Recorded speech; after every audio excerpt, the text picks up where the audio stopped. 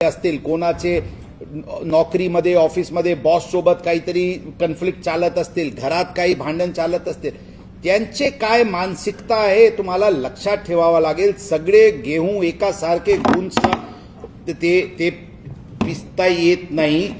आपल्याला त्यांच्याशी चांगली वागणूक करणे अत्यंत गरजेचे आहे आणि त्यांचे स्ट्रेस लेवलच्या आधारेवर त्यांचे कधी कधी अग्रेसिव्ह भूमिका तुमचे सोबत असू शकते.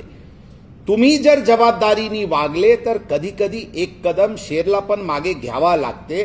त्यांना इतके व्हायलेशन चालत असते, एक दिवशी एक कदम मागे घेऊन त्यांना जाऊच दिला तर काय फरक पडतील. तुम्हाला इगोमध्ये येऊन त्यांच्यासोबत भांडण करून तुमचे बीपी वाढवणे, त्यांचे बीपी वाढवणे, तुमचे तिथे भांडण होणे, ही कुठे योग्य आहे. ही आत्मपरीक्षण सुधारते. कोणी बुजुर्ग व्यक्ती आहे, कोणी महिला आहे, काही ट्रिपल सीटवर फॅमिली हस्बंड वाईफ 2 मुले चालत असतील, त्यांच्यासोबत ट्रिपल सीटचे कारवाई करून काय सिद्ध होणार.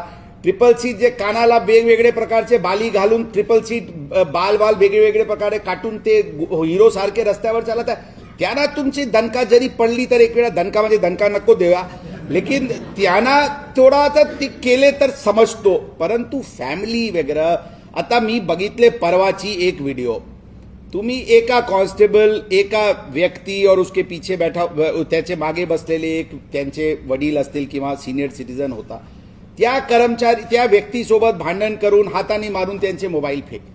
काय सिद्ध होते तुम्ही सांगा बघा. आणि त्याच्यानंतर उत्तर ट्रॅफिक चौकीचे इंचार्जचे आला, मी सांगितले झेंडेचा आवाज, एकदम चुकीचे उत्तर आहे. त्यांनी ते उत्तर दिला होता चौकी इंचार्जनी की काहीतरी गाडी उचलत होते आणि त्यामध्ये गलतीचे ते मोबाईल पडून गेला.